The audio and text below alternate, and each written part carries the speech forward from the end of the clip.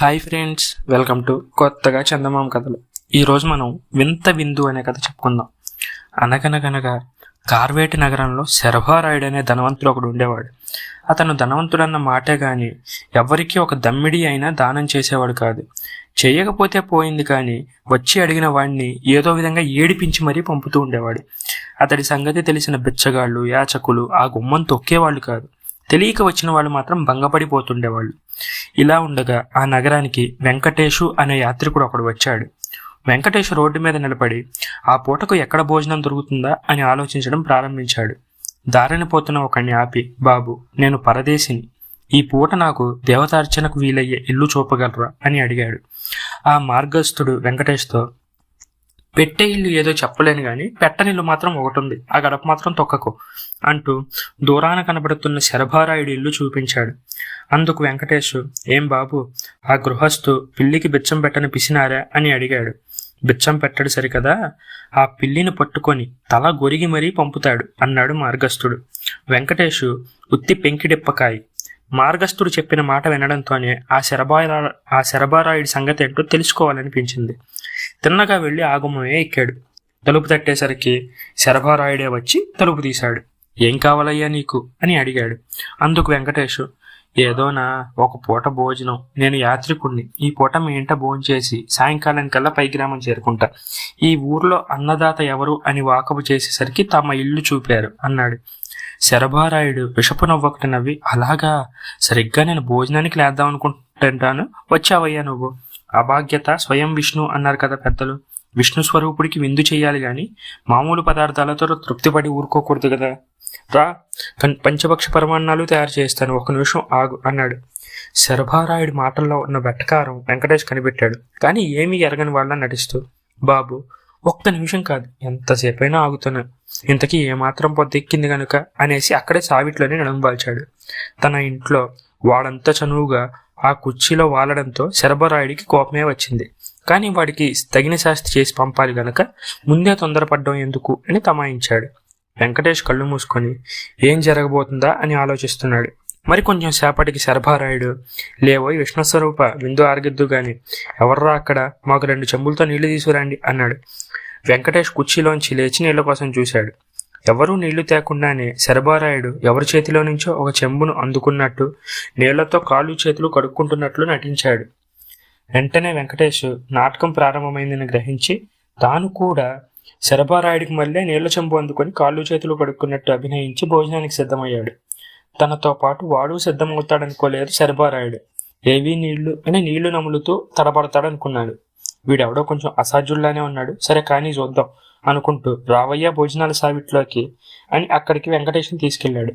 అక్కడ 2 పీటలు, ఆ పీటల ముందు వెండి కంచాలు, ఆ కంచాల చుట్టూ చిన్న చిన్న వెండి పళ్ళాలు, గిన్నెలు అమర్చబడి ఉన్నాయి.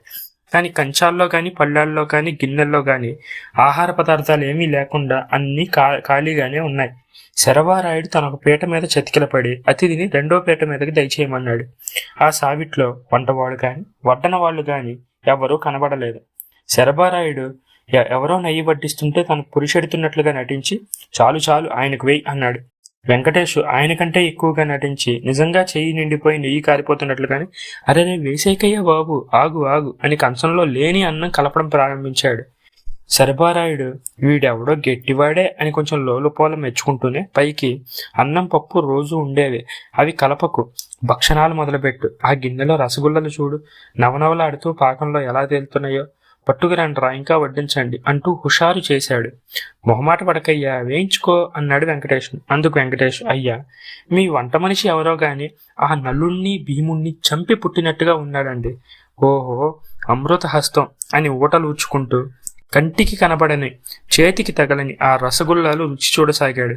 అరరే, అలరా వేస్తున్నావంటే నాడి కడుపు అనుకున్నావా, కండమిల్లి మడుగనుకున్నావా, అయినా ఎన్నం తినగలను, తీపి మొహం ఒత్తిపోయింది అన్నాడు వెంకటేష్ ఆ లేని వడ్డన వాడితో.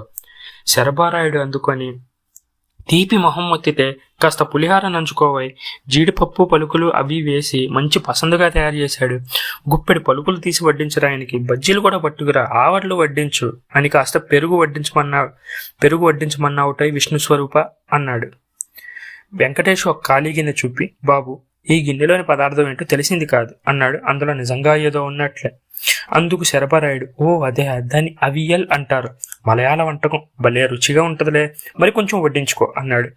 శరభరాయుడు ఆ నాటకాన్ని ఇలానే చివరికి ముగించి ఉత్తిత్తి తాంబూలం కూడా ఒకటి సమర్పించి ఉత్తి కడుపుతో సాగనంపదలుచుకున్నాడని వెంకటేష్కి తెల్లమైపోయింది. అయితే ఇప్పుడు ఈ దుర్మార్గుడికి బుద్ధి చెప్పడం ఎలా అని ఆలోచించాడు. అయ్యా, నాకు ద్రాక్షరసం ఇష్టమని మీకెలా తెలిసింది అంటూ అక్కడున్న ఖాళీ గిన్నె ఒకటి తీసుకుని తాగుతున్న వాడికి మళ్ళీ గుటకలు వేయడం ప్రారంభించాడు. భలే భలే, ఏమి మాధుర్యం, ఎంత మాధుర్యం, అమృతం. ఏమన్నాను, అమృతం? చెస్, అమృతానికి దీనికి పోలిక. ఈ రసం ముందు అమృతం గిమృతం ఏదైనా దిగదుడిపే. డుప్ డిప్ డప్ అంటూ లేచి తాగి కైపెక్కిన వాడికి మళ్ళీ తోలడం మొదలుపెట్టాడు.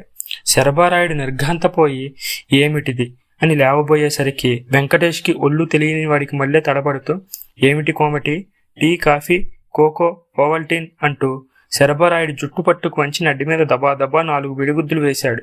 శరభరాయుడు కుర్రో ముర్రో అనేసరికి నలుగురు పోగయ్యారు. శరభరాయుడు ఏడుస్తూ, ఈ దుర్మార్గుడు నా ఇంటికి భోజనానికి వచ్చి నన్ను కొట్టాడు చూడండి అన్నాడు. వచ్చిన వాళ్ళు వెంకటేష్ కేసు చూసి, ఇదేం పని, తిన్న ఇంటికి గాతి తల పెడతావా అన్నాడు. వెంకటేష్ పశ్చాత్తాపం నటిస్తూ, క్షమించండి, ఈయన ఇచ్చిన ద్రాక్షరసం మూలాన కైపెక్కి ఒళ్ళు తెలియక ఏదో అపచారం చేశాను కాబోలు అన్నాడు. శరభరాయుడు, ఉత్తిదే, ద్రాక్షరసం లేదు, ఏమీ లేదు అన్నాడు. ద్రాక్షరసం అబద్ధం అయితే విందు అబద్ధమే అన్నాడు వెంకటేష్. వచ్చిన వాళ్ళందరికీ అయోమయంగా కనబడి శరభరాయుడిని వంటవాణ్ణి అడిగేశారు. వాడు రహస్యం వెల్లడి చేశాడు. అయితే ఈ అబద్ధపు విందుకి నీ నడ్డి బాజా సరిగ్గానే ఉంది అనుకుంటూ ఎవరి దారిని వాళ్ళు వెళ్ళిపోయారు. ఈ కథ మీకు నచ్చినట్లయితే దీన్ని లైక్ చేయండి, మీ ఫ్రెండ్స్ అందరికీ షేర్ చేయండి. అలాగే ఛానల్ని సబ్స్క్రైబ్ చేసుకోవడం మాత్రం అస్సలు మర్చిపోకండి. Thank you friends.